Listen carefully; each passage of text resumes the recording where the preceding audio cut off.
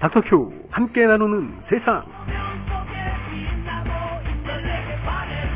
네, 매주 금요일 2부에서 만나고 있죠. 닥터큐 함께 나누는 세상, 의사 선생님과 함께 인간적인 숨은 매력들 제가 찾아봅니다. 청취자 여러분들과. 그리고 건강 정보, 의학 상식도 챙기고 있는데요. 오늘도 변함없이 닥터큐 함께 나누는 세상 청담 1 의원의 김진호 원장님 오셨습니다. 어서 오십시오. 예, 안녕하세요. 네, 고향 잘 다녀오셨습니까? 예, 일하기 싫으네요. 길 많이 안 밀리나요? 뭐 저는 거꾸로 다니니까요. 예. 그렇게 밀리진 않습니다. 그나마 좀 수월하시네요. 네, 그렇습니다. 네. 근데 이제 연휴가 이렇게 끝나고 네. 나면 이제 갈 길이 또 고말리라. 네, 맞습니다. 좀 힘들어요. 현실로 돌아오기가. 예, 출근하기 싫더라고요. 네. 이럴 때 조금 도움이 될 수 있는 방법 뭐가 있을까요? 긴 연휴를 예. 끝내고 일상으로 다시 돌아가는. 예, 일단은 그동안 흐트러졌던 생활 리듬을요. 네. 정상적으로 찾는 게 굉장히 중요하겠죠. 그리고 사실은 제일 중요한 거는 시체놀이가 아닌가 생각해요. 무슨 얘기예요? 가만히 쉬어야죠. 그렇더라고요. 사실 네. 그 연휴 기간에 먹고 마시고 놀고 네. 이런 생활을 하더라도 예. 평소에 생활 리듬을 잘 지켜온 분들은 그렇습니다. 대부분 쉽게 적응을 다시 그렇습니다. 하더라고요. 예, 예. 평소 건강이 참 중요하다. 이런 말씀 해주시면 예. 좋습니다. 자, 오늘은 어떤 얘기 풀어갈까요? 오늘은 삼국지 얘기를 한번 해보려고 그래요. 삼국지요? 예, 예. 오, 삼국지. 젊은 사람들이 읽어야 된다고. 도전하는, 뭔가 개척하고 막. 예, 예. 인생의 네. 지침서가 될 수 있다고 해서. 맞아요. 세상에 삼남만상이 다 거기에 들어있다고 그러죠? 그러네요. 예. 자, 젊은. 예. 김진호 원장님께서는 오늘 왜 이 삼국지 얘기를 꺼내신 그렇습니다. 거예요? 이제 옛날에 유비가요. 예, 예. 여포와 싸웠잖아요. 그래서 싸움에 졌잖아요. 그랬죠. 오갈 데가 없어졌죠? 한동안 그래서 조조에게 몸을 의탁한 적이 있었습니다. 그렇죠. 네. 천하통일을 꿈꿨던 유비 아니에요. 그 사람이 조조라는 사람에게 몸을 맡길 때 얼마나 허망하고 얼마나 괴롭겠습니까? 그러게요. 시대의 영웅이었는데. 그렇습니다. 예. 거기다가 느닷없이 후원에 텃밭을 가꾸길 나섭니다. 유비가요? 그렇죠. 그러면 그 형제였던 관우나 장비는 또는 얼마나 답답했겠어요. 그럴 때마다 유비는 그랬다고 합니다. 빙그레 웃으면서 말을 했다고 하네요. 자네들이 아직 모르는 게 있어. 그렇게 얘기를 했다고 그래요. 이제 조조한테 의탁을 받으면서 하루는 조조가 의심이 많잖아요. 네. 유비를 불러서 술잔을 기울이는 시간을 갖게 됩니다. 마음을 떠보기 위해서. 그렇죠. 그래서 유비야 자신의 목숨이 조조에게 달려있기 때문에 마음을 졸이게 되죠. 근데 거기에 조조가 불렀으니 또 얼마나 마음이 더 떨렸겠습니까? 가불한석이죠. 그렇죠. 네. 이거 혹시 또 나를 어떻게 하려고 하는 거 아니야? 네. 거기다가 조조가 질문을 하나 합니다. 질문 내용은 그렇습니다. 요즘 세상에 영웅이라고 할 수 있는 사람을 한번 꼽아보시겠어요? 라고 했답니다. 당대 시대의 그렇습니다. 영웅 호걸이 누구냐? 그렇죠. 그럼 조조라고 대답을 해야 되는 건가요? 그렇지 않고 여러 장수들을 얘기했는데요. 예, 예. 그럴 때 조조가 의미심장하게 한마디를 합니다. 내가 보기에는 진짜 영웅이라고 꼽을 수 있는 사람은 나와 당신뿐인 것 같습니다. 라고 얘기를 했다는 거죠. 일단 칭찬 같긴 한데. 그렇죠. 근데 이제 이게 마음을 떠보는 거라고 하면 그렇죠. 노림수가 있는 거잖아요. 대답을 하면 안 되죠. 그래서 어쨌든 그 순간에 얼마나 놀랬겠어요. 너랑 나랑 결국은 싸워서 한 사람이 돼야 된다는 뜻 아닙니까? 그렇죠, 그렇죠. 그럼 결국은 한 사람은 죽어야 된다는 얘기인데 그때 이 말에 너무 놀라서 유비가 젓가락을 떨어뜨립니다. 그때 마침 하늘이 도왔는지 번개가 치는 거죠. 천둥이 치고. 그렇죠.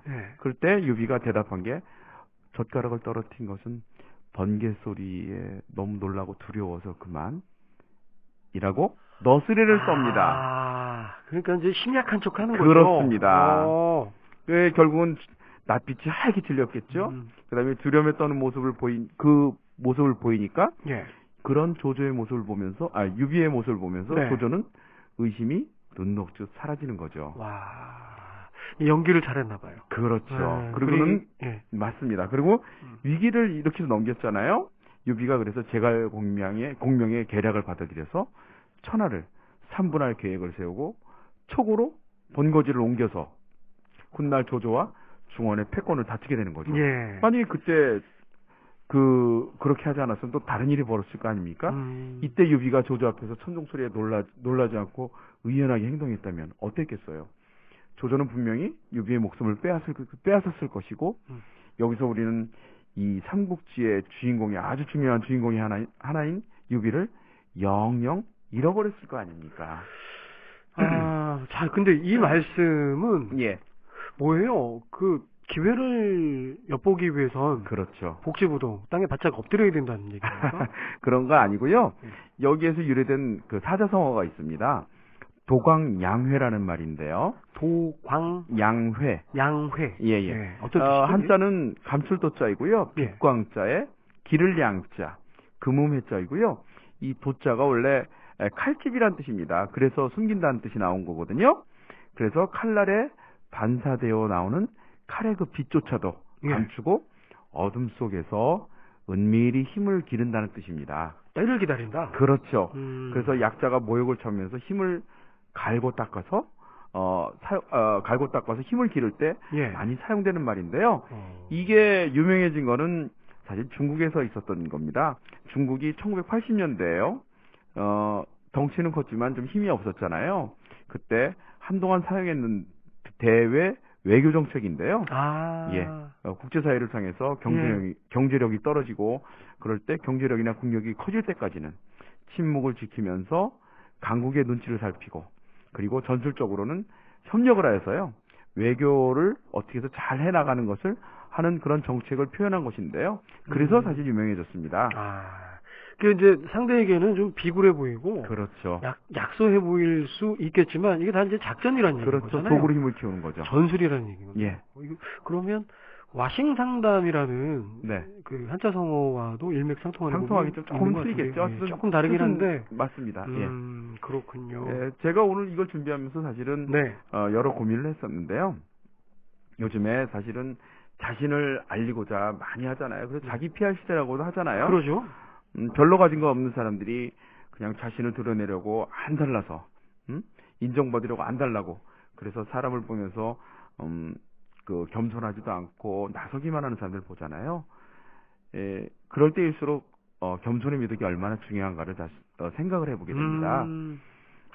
그리고 이 아까 유비처럼 내 자신이 과연 얼마나 겸손한가를 다시 한번 생각을 했습니다.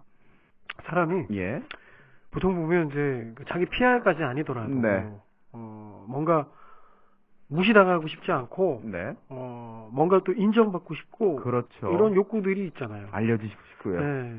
그러다 보니 이제 사실 이렇게 도가 지나치면 의시될 수 있고 뽐낼 수 있고 자랑할 수 있는데 실제로 그래서 갑질 같은 거 많이 하잖아요. 이러다가 이제 한 방에 맞습니다. 훅 가는 이런 상황이 생길 수도 있는 거네요. 이럴 때 필요한 것이 겸손이다. 그렇습니다. 그래서 보면 저는 이 도광양해가 우리가 세상을 살아갈 때 사회생활할 때 이 마음을 가지고 하는 것도 사실은 좋은 전략이 아닌가 그런 생각을 해봅니다. 조용히 나서지도 않고요. 그렇지만 자기 일은 충실하면서 적을 만들지 않으면서 자신의 능력을 키워가는 거죠. 이것이 바로 도광양의 현대의 도광양의 뜻일 텐데요. 옛말에 10명의 친구보다 1명의 적이 더 무섭다고 하지 않습니까? 적을 만들지 말아줘요. 그리고 그렇기 때문에 누구에게나 시간은 공평하게 주어집니다. 그 시간을 잘 이용해서 자신의 힘을 키우고 능력을 키우는 것이 중요하지 않은가 그런 생각을 해봅니다. 꿀팁도 오늘 잘 들었네요. 또 건강 관련해서는요. 이게 오후가 되면 한 서너 시 정도에 컴퓨터 앞에 앉아갖고 이제 작업을 하고 있잖아요. 원고 정리하고 그러면 손이 좀 저릴 때가 있어요. 그래요? 왜 그런 거예요? 뭔가 문제가 있는 건가요? 글쎄요. 손저림에는 아주 중요한 여러 가지 병이 있습니다. 그 중에 제일 많은 것이 목 디스크랑요. 팔목 터널 증후군인데요. 이 팔목 터널 증후군은 특징적인 증상이요. 밤에 잘 때 많이 저립니다. 그렇군요. 그리고 새끼손가락은 절대로 저리지 않고요. 그리고 저리다가도 손을 주무르면 저림이 좀 풀어집니다. 그래서 특징적으로 그런 세 가지 증상이 있기 때문에 그런 것이 있으면 팔목 터널 증후군을 의심해 봐야 되고요. 목 디스크는 그에 비해서 목의 움직임이 있을 때 통증이 더 악화된다든지 아니면 손을 가만히 내렸을 때보다 올렸을 때 팔을 머리 위에 올리면 통증이 경감된다든지 하면 목 디스크를 의심해야 될 겁니다. 자, 그러면 어떻게 좀 관리를 하면 좋을까요? 제가 환자분들한테 늘 얘기하는데 네. 손을 많이 쓰지 말라고 하지요. 근데 손을 많이 안 쓸 수가 있나요? 그래서 힘들긴 한데 그렇다 한다면 검사를 통해서요. 거기에 심하면 수술을 해야 되겠지만 아니면 심하지 않은 경우에는 간단한 주사요법으로도요. 증상이 많이 좋아질 수 있습니다. 네, 잘 알겠습니다. 건강 정보까지 아름아름 꼼꼼하게 챙겨주셨네요. 다음 시간에 또 뵙겠습니다. 예, 감사합니다. 청담 이엘 의원의 김진호 원장님이셨습니다. 예, 감사합니다.